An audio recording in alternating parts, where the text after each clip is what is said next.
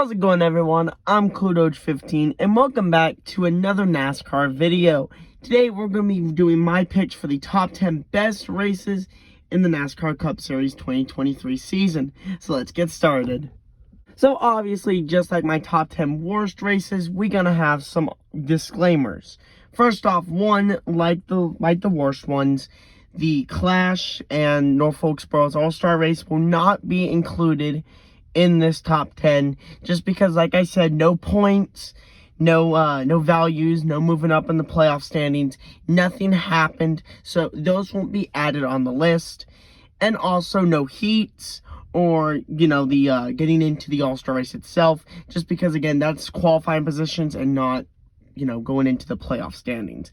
But anyways, apart from that, let's get into the top 10. Not the top 10, we have the Coke 0400 at Daytona.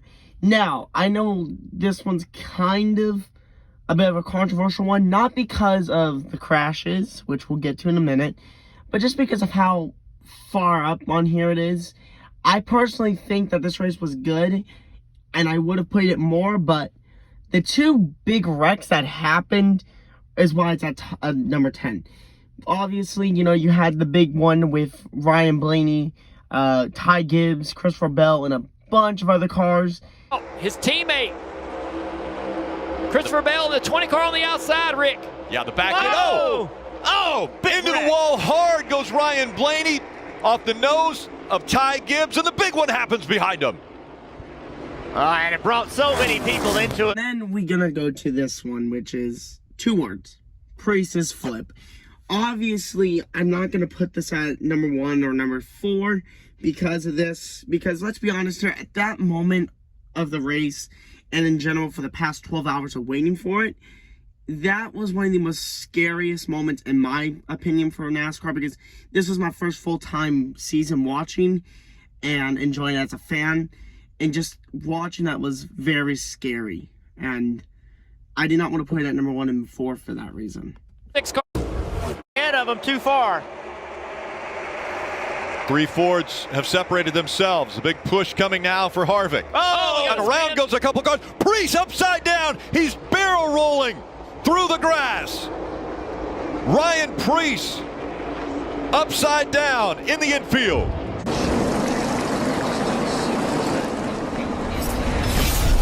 Take another look at how this happened.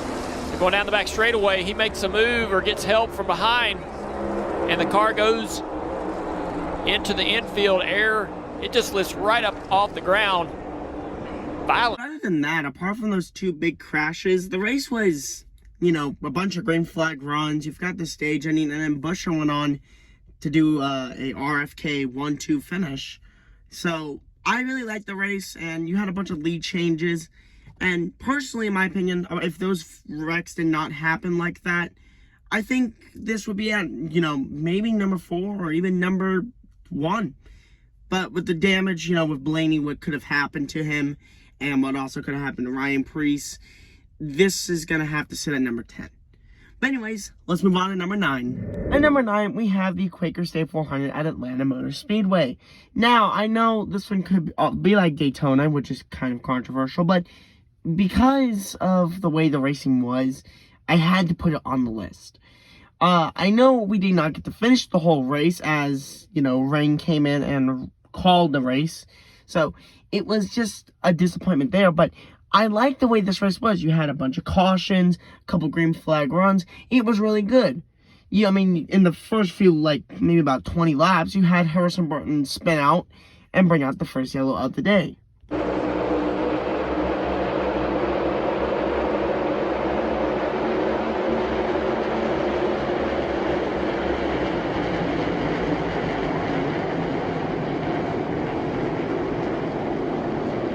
And just a little while after Harrison Burton went for that spin, William Byron went around on the front stretch. Wide enough to let them go in, and the caution has come out as the 24 slides sideways. Remember, this is one of those cars that had a penalty the last time he was down pit road. Got to be busy. Let's take a look there, drivers. Well, he's already around, but we heard on the radio, we heard him say, I think I just got hooked right there. See what happens right here. LaJoy underneath him. Still clear. Man, Corey just comes across the racetrack. We get into one of the bigger accidents off of turn 4 with Kyle Larson, Austin Hill, Chase Briscoe, and I believe Almirola, but he could have been avoiding the wreck. Larson, I believe, hit Briscoe, or one of them hit one and got sent around, and that just caused, a spin, and that actually caused some pretty big damage to Kyle Larson on his car. Oh, we got a spin in the back. I believe it's 5. Larson's around in front of the field. Still sliding, but not a lot of contact. Looks like the 14 of Briscoe avoiding. He got turned around as well. 62, Austin Hill. Both those cars were kind of stuck together. I'll show you the force of when the.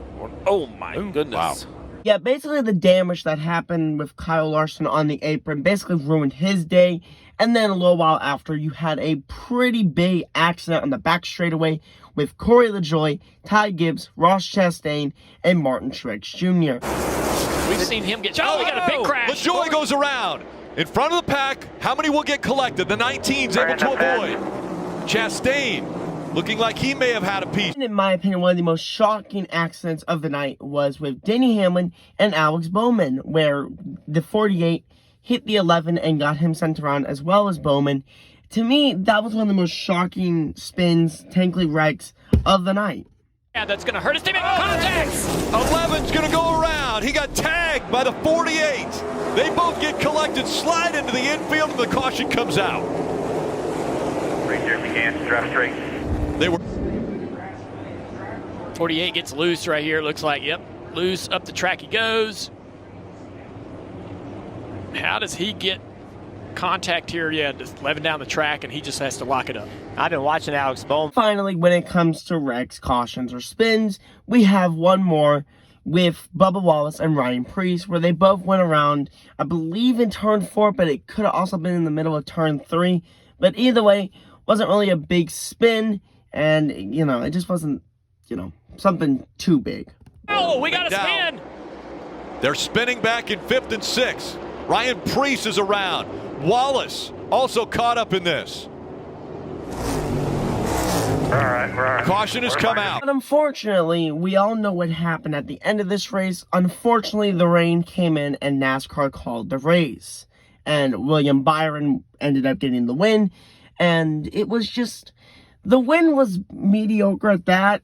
I mean, yes, it was cool how William Byron, spun and then was able to fight his way back to get the win. But again, rain shortened race, and it's just a bummer. Now, also, there were a few more other cars, spun out or, messed up. Like Kevin Hart, for example, that one's in the top of my brain. But unfortunately, I'm running kind of out of space to talk about number 9. So I'm going to try to speed through this one just a little more. It kind of sucked, and I did enjoy it with the wrecks. But, unfortunately, with the rain, it's just going to have to sit at number 9 because, yeah, I don't like rain-shortened races. No one does, unfortunately. But it's just the way it is. You can't control Mother Nature. But either way, let's move on to number 8. Number 8, we have the Advent Health 400 at Kansas. Now, from now on, we're going to just say this out of the way. Cautions and stuff are going to happen first before I give my opinion, because it's just way more easier for me. Anyways, let's just start. Fit in this hole. Woo. No! He gets into it! Around goes Larson. He keeps it down to the grass. Caution flies.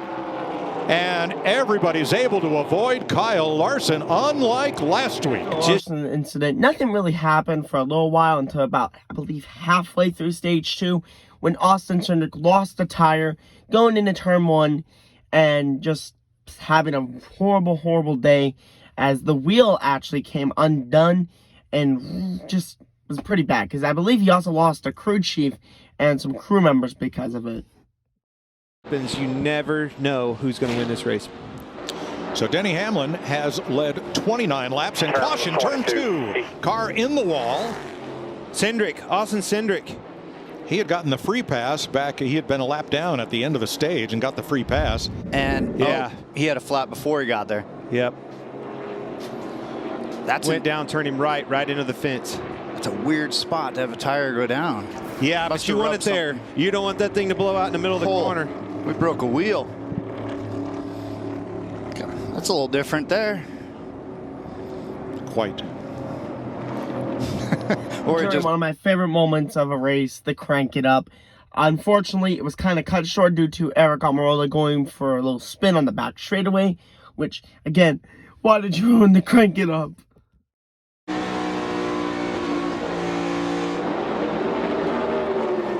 Oh, no. Eric Almirola Around. and caution is out. This next caution, it was kind of an interesting one because there was two accidents at the same time when they weren't even, even close to each other. The first one you had was Eric Jones spinning off a turn 2, and then another one which it's either Ty Gibbs or Tyler Reddick's car. I can't remember which because they both run Monster Energy cars. Either way, Josh Berry came up and got into one of them and spun himself around. Able to get around the outside of slip just right around Denny. and this is times where, like with Truex. Turn 2, off turn 2, a spinner, and it is Eric Jones. And yellow will wave again. Whoa. 8 laps to go in stage 2. You had another spin on the back straightaway with Christopher Bell hitting the inside wall and ending his day. Car spins down to the inside wall and hits at Christopher Bell. Caution. Huge hit. Did I not tell you these boys are racing hard on these old tires? And we've got Time to go. good cars. 3 to go in stage 2. Kyle Busch hit the inside wall and went a little bit backwards. I don't think he went all the way to pit road, but either way, it ended his day, unfortunately. This is going to be wild. I would just want to sit back and watch. Race is on. McDowell holding strong on that outside. Loving that. Look at the battle. Here it is. Four Kyle wide. Busch I knew it. around. And Kyle Holy gets cow. turned. Oh no, it's going to hit. It's going to hit Huge. hard. Glancing blow, and caution waves. I would think that'll take us to the end of the stage, too. Finally get to stage 3, but don't worry, friend. If you love cautions, it's not over just yet. Ty Gibbs got loose underneath Martin Truex Jr. and kind of made slight contact with the inside wall. That didn't end this day, but something else happened. He says the car is plowing, and he's fallen to 8th place. It looks like, Oh. Gibbs is loose under him. He's going to lose it. Yeah. He's able to save it. No. No. Now he's going to get in the inside wall. Oh, he almost had it saved. No, Hold he's up, going to get hold down the wall. Oh. I don't think that one's going to hurt. That one took forever to finish. Well, no, And then it's just the again. tire. I don't This think- is just the tire coming off. The whole fender's gone. No, look at the right front. That one is going to cost you. Yeah. That is self-inflicted. Just drove around there too fast under a flat, and unfortunately. He went just a little too fast, and unfortunately, the tire was just shredding the whole right side of the car. And unfortunately, that ended Ty Gibbs' day. Now, luckily, after that, there was no more cautions until the last lap. Still not even a caution, but kind of should have been on NASCAR standards. We all know what happened with the final lap if you actually watched the race, which I hope y'all did because it was a great race. But either way, I think everyone knows what happened. To get to him, get him loose. He is loose. Got him loose. He got to wiggling. They're going to be side by side. But then he had to lift. He did. Oh, he turned him. And Larson's in the wall. Oh my tapped him. gosh. Barely tapped him. That was the race. Now, this wasn't a terrible race, but it also wasn't an amazing race.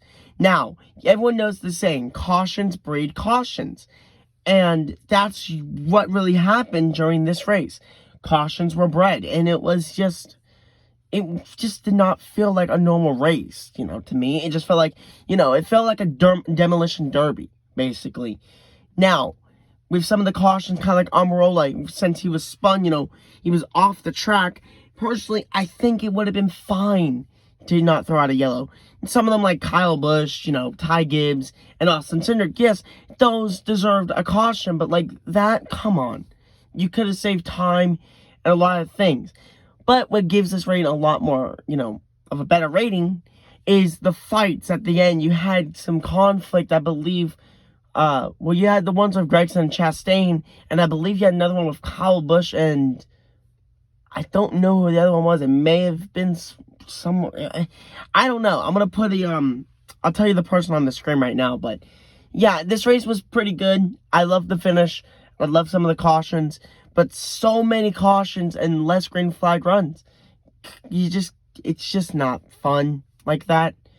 But either way, let's move on to number 7. And at number 7, we have the Chicago Street Course. Yeah, I think everyone knew that this was probably going to be on the list. Not by the race in general, but just because how unique it is. Like, for the first time ever, NASCAR on the streets. Come on. That's something that deserves, a medal or something in general. But anyways, we did not get much of this race like we wanted. As one, the Xfinity race was called for 25 laps because of weather and stuff. And yeah, even though I do like Cole Custer, he's one of my favorite drivers. Even though he won the race, I would have preferred to see, more of this race rather than see him win it, because truth be told, he did lose those playoff points when he got a penalty, I believe, after Michigan. But enough about Xfinity. Let's talk about the Cup Series race. We didn't get really that far into the race when the first caution came out, when Kyle Busch got stuck into the tire barrier. Very difficult spot under these conditions. Trouble turn 6, Kyle Busch hard into the tire barrier. Oh, he tried to slow down, and he just impales that Chevrolet into the tire barrier. Hard out of the tire barrier. After that, I should be good. Kyle Busch, you see him just sliding. He was very nervous about the wet conditions, and that nervousness proving itself as he gets into the tire barrier. It looked like, I believe, the hood buckled up just a tiny bit on Kyle Busch's car, but no damage that kind of, sent him to the garage. Anyway, next caution came out about 7 laps later when Noah Gragson got stuck into the tire barrier in turn 6, which I'm going to keep count of how many times he did that, because we all know he did a bunch.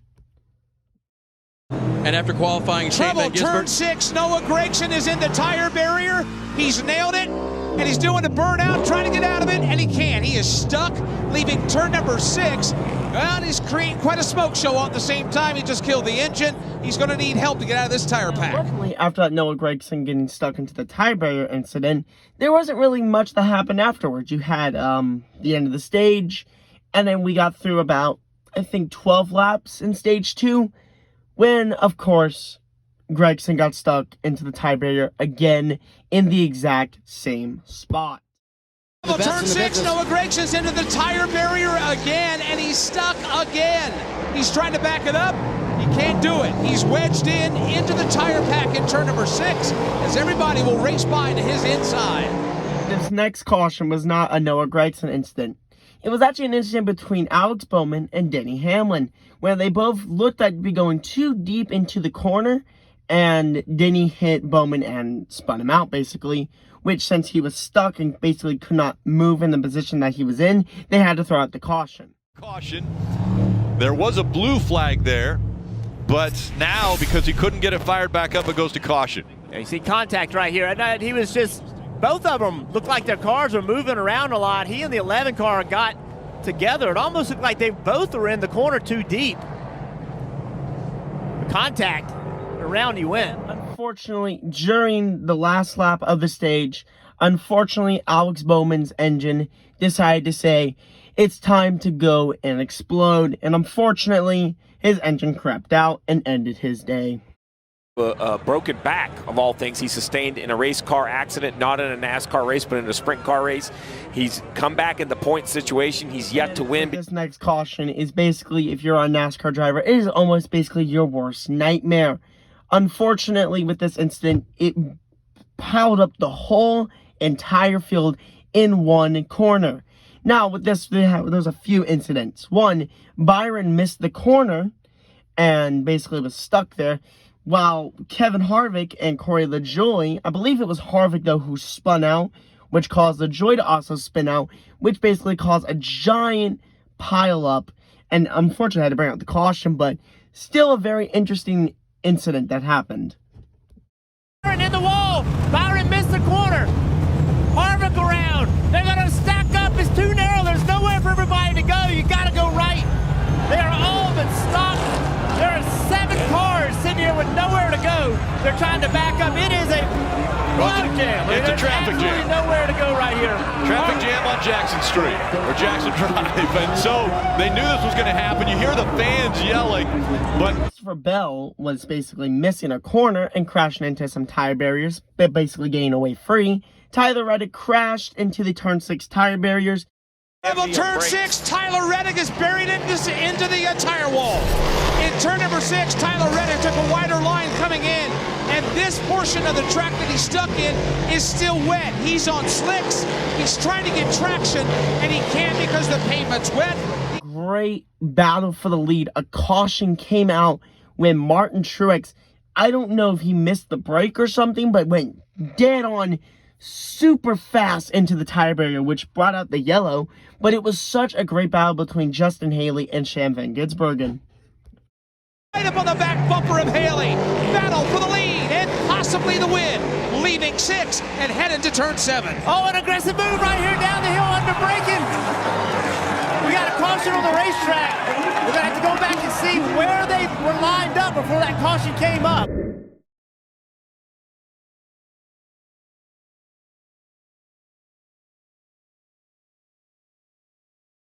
Finally, for cautions, we had one more caution that came out for Ricky Stenhouse, who got into the tire barrier after Bubba Wallace hit him when he was basically missing the corner. NASCAR Cup level and the success he had. Turn number 1, Bubba Wallace into Ricky Stenhouse Jr. and into the tire pack Stenhouse goes. Bubba came in way too hot, flipped Stenhouse, and Stenhouse has buried that Chevy into the tire pack. That's off the end of the front straightaway.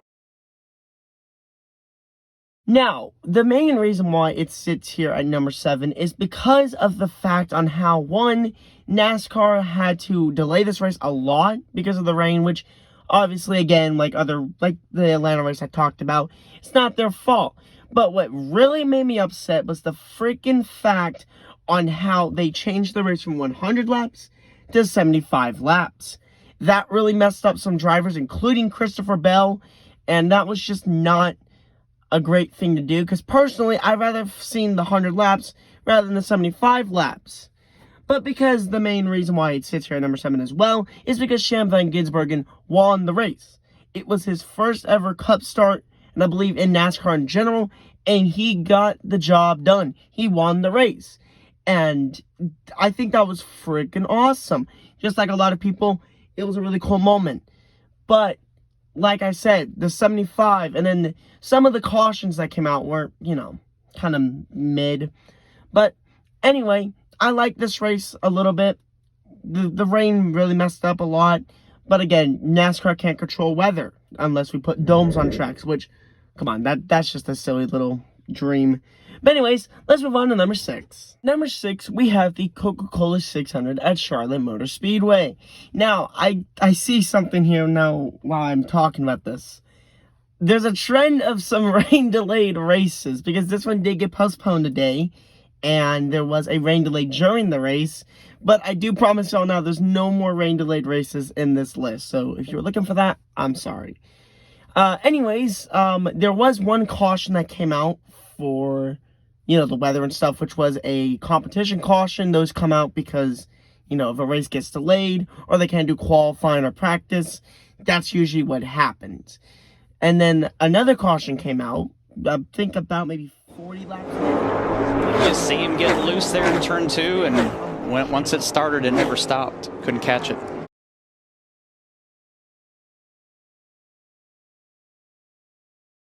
Now, Will hold on pretty strong. Oh, trouble. Jimmy Round Johnson. goes Jimmy Johnson. And caution waves.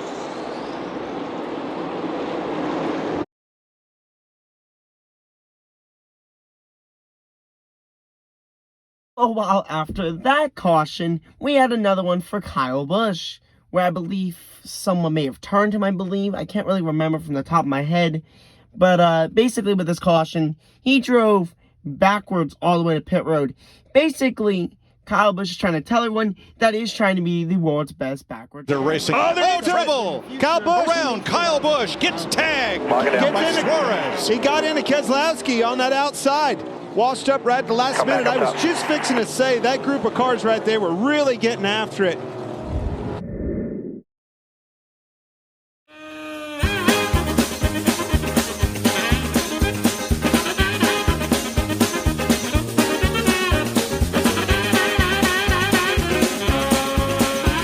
This next caution, this is by far the most unique caution of the season and of the race. During our replay footage, Denny Hamlin and Chase Elliott got into a little bit of a feud, which in terms of Chase Elliott, you could basically say his top blew right off, and he turned Denny Hamlin into the outside wall. Oh, trouble front straightaway. Hard in the wall goes Hamlin. Chase Elliott.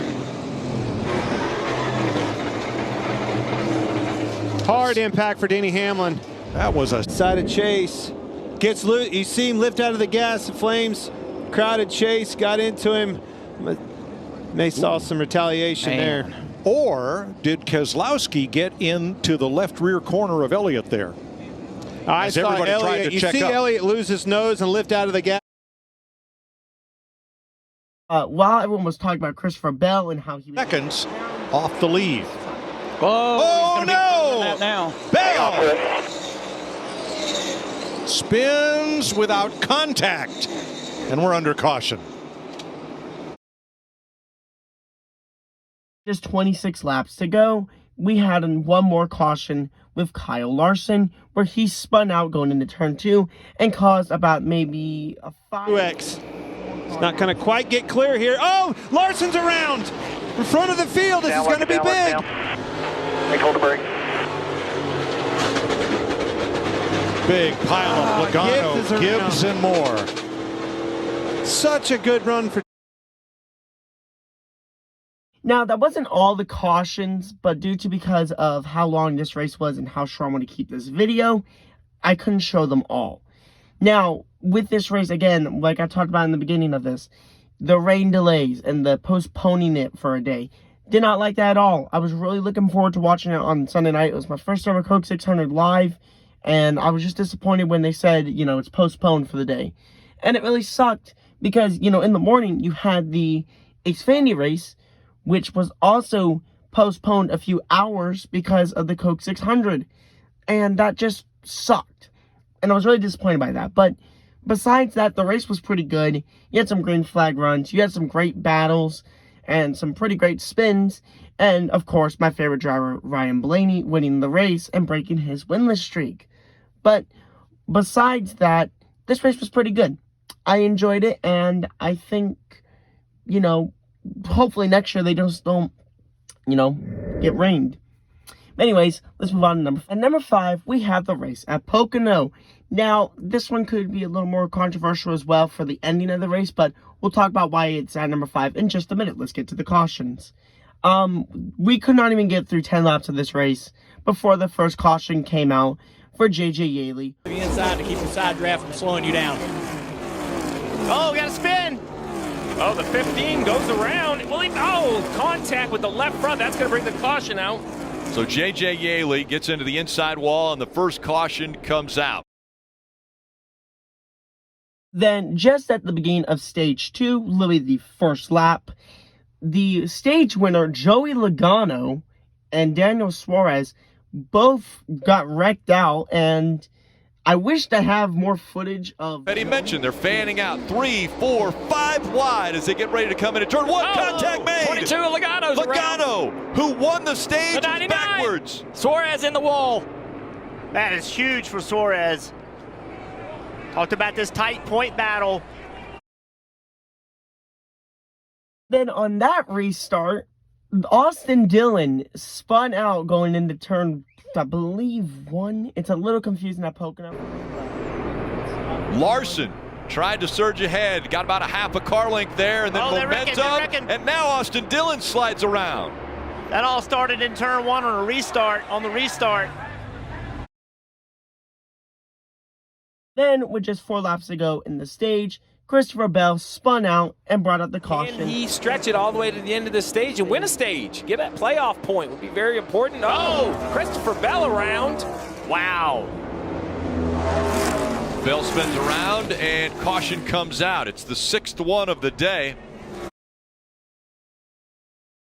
Then with just a few laps later, Tyler Reddick accidentally bumped Austin Dillon, which sent him into the wall. That's so frustrating for Denny, and he'll have to go back to work. Oh, crash! Into the wall hard. And Austin Dillon, for the second time, Around in turn one, this time a hard contact. Yeah, that wall and fire under the hood. Then coming near the end of the race, you had a pretty heated battle between Denny Hamlin and Kyle Larson. But unfortunately, that battle got interrupted when Justin Haley got hit and hit the wall, which I don't know if that ended his day, but most likely from the footage, it looked like it. He runs the 5 wide, almost into the fence. Up into the wall with the 5, and now the momentum.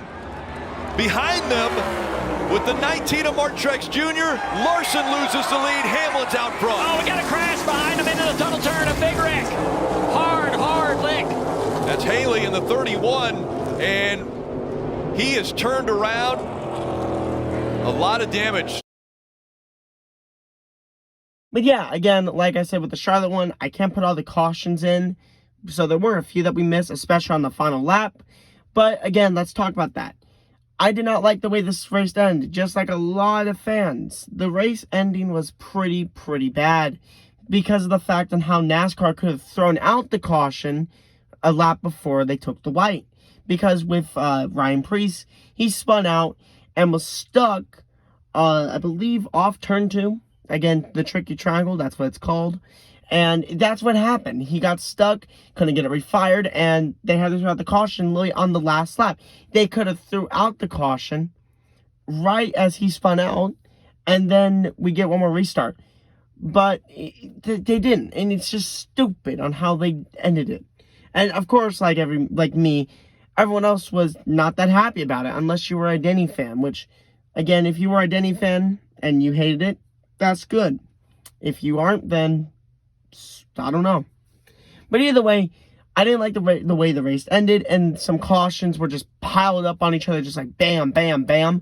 And it was just not the greatest when it came to that. But I did like the conflict between Larson and Hamlin, and a few other battles like, you know, Dillon and Reddick after Dillon was spun out. But anyways, I really enjoyed the race a little bit, and I think it deserved number 5. Anyways, let's move on to number 4. Number 4, we have the Daytona 500. Yeah, I really loved this race. This race was really enjoyable. You know, some parts were kind of unbearable, but it was like just the tiniest amount, maybe like 2 to 3 laps of unbearableness. And apart from that, it was great. I love this race. But anyways, let's get into the cautions before we talk more about this.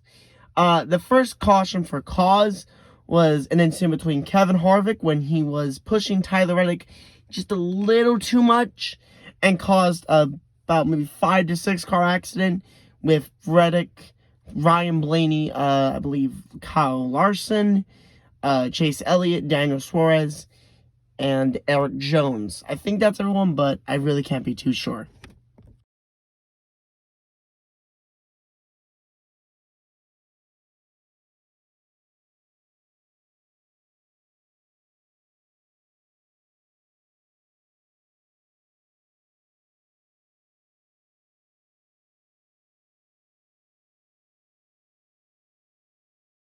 And then for a little while, there really wasn't anything until around 19 laps to go after some pit stops. A big car accident happened on turn 1 and decimated about... See if they're able to make quick time of them when they catch them. Oh, they're wrecking. Big wreck.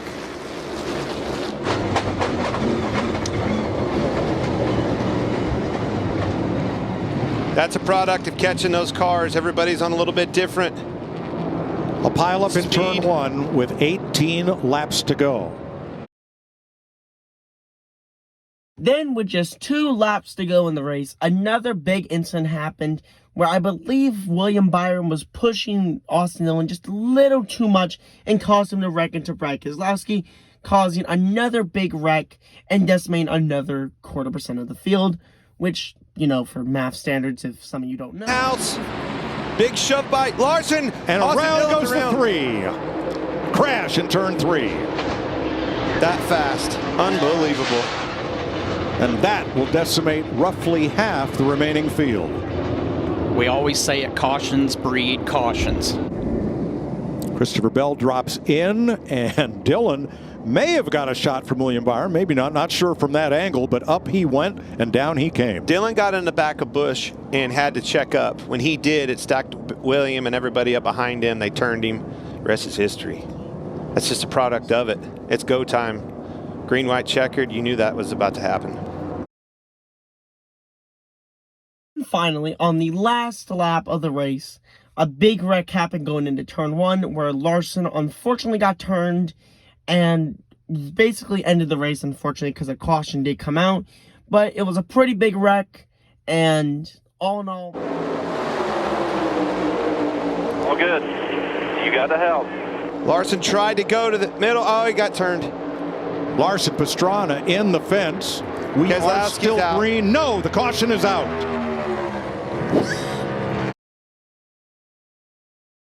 But yeah, I really did love this. This was my first ever Daytona 500 as a NASCAR fan, not just watching it because, you know, it was the only thing on live television. It was a very, very great race. And yes, even though my driver did get messed up a lot in that race, you know, he still came around to get a top 10 finish, which, in my opinion, if you have a wreck car like that and able to get a top 10, you know, you are championship worthy, and we all know what happened there. Just saying, I'm just messing with you. But what Blaney did there was pretty phenomenal. To just even fight that car to get it back up there to a top 10 finish is pretty good. But apart from, you know, all the Blaney fanboyness, this race was pretty good. And getting a finish, you know, under the lights, because usually we've been getting that recently, a bunch of Daytona 500 finishes under the lights. It's beautiful, and I loved this race. But just not as much as these next 3. But anyways, number 4 is going to the Daytona 500. So let's move on to number 3. All right, boys and girls, the top 3, the best ones in my opinion. This is where the cake comes together. And starting off this top 3 is the M Better Health 400 at Atlanta Motor Speedway. Again, like a few other ones of these, this one's kind of controversial, but I did love this race a lot. And this gave me the joy to see at Atlanta Motor Speedway, because the first Atlanta race I watched was before the repave, and it just did not feel as amazing as this. And even though this track was repaved in 2022, the 2023 races just decided to be great. And there's no disrespect to the 2022 races, but to me, in my opinion, they just weren't as good as the 2023. But anyways, let's get into those cautions. The first one came out around lap 10, where Bubba Wallace spun. 18th position, right about, oh, trouble. Bubba Wallace in the wall. Way too early for this, 10 laps in. Happened midway down the back straightaway. First caution of the day. Around lap 190, another caution came out for Kevin Harvick when the air was taken out from underneath his car and caused about maybe a 4 to 5 car incident, including Chris Buescher. Track position, you gotta go now. I want to hear Tim Fedewa. Let's. Whoa! He got turned by Chastain, and around they go. Your brake. Kyle Busch is around. Josh Berry, Buescher into the wall. Josh Berry, a lot of damage on the front of the 9. That's all it took. We were just fixing to say, let's listen in to Tim Fedewa, you know, talking into this blocking situation. Finally, with around 52 laps to go in the race, Eric Almirola had a tire go down from the lead, causing I believe a 2-car incident, but maybe it could have been 3, with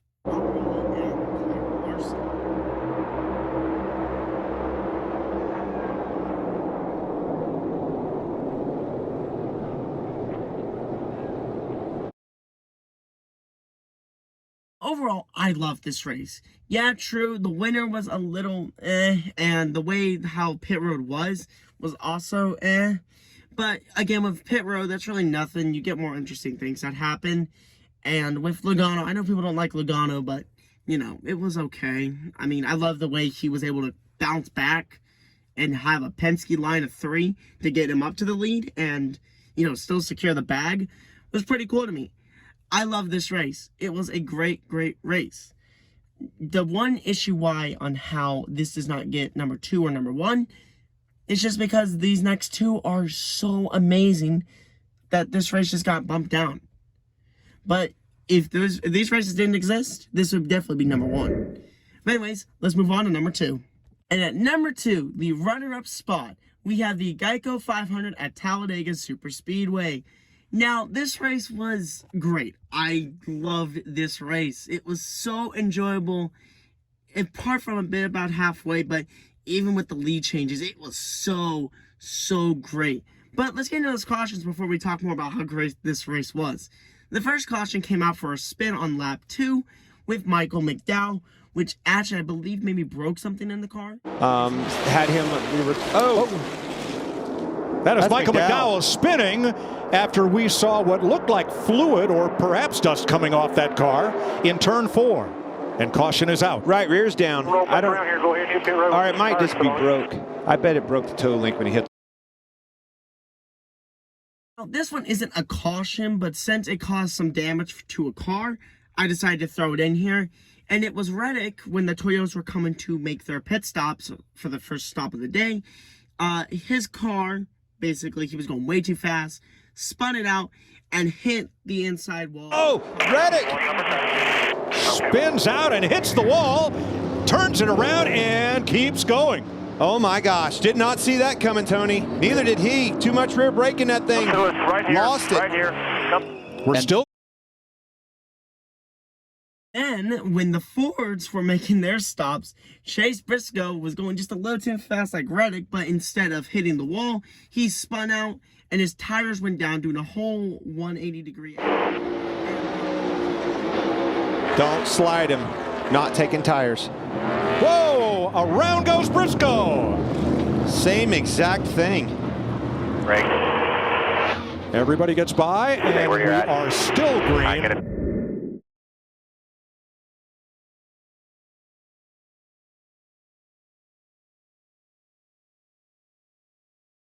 Oh, yes, that caution wasn't as great. This next one will definitely be better than it.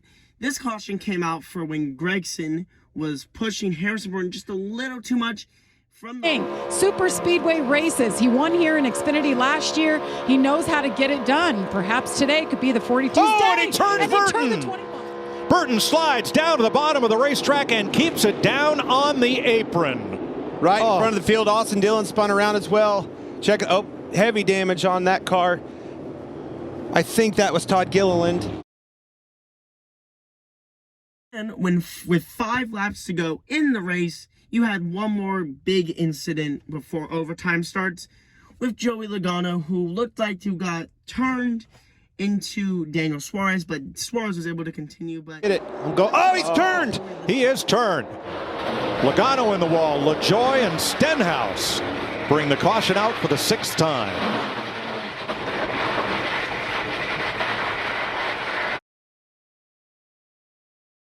on the first overtime restart, you had another caution when Ross Chastain tried to make the Battlefield lead 3 wide, go into the middle, and turn Noah Gragson into the wall, which caused a pretty big hit.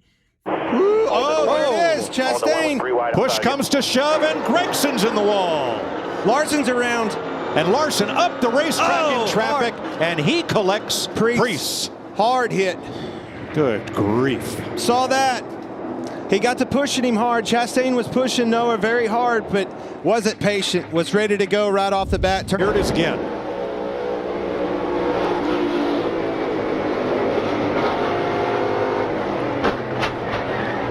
Wow. Listen, it wouldn't have mattered if he throttled up or didn't throttle up. That contact was going to happen anyway. That just was a bad scenario. Well, don't forget. Oh, I told you that was a hard hit.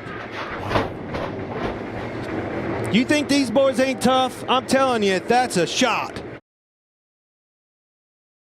Finally, with the last caution, you had it on the final lap of the race where Bubba Wallace was blocking Ryan Blaney just a little too much going into turn 1, and Blaney turned him, unfortunately, which ultimately ended the race, giving Kyle Busch his first... Next flag ends the race.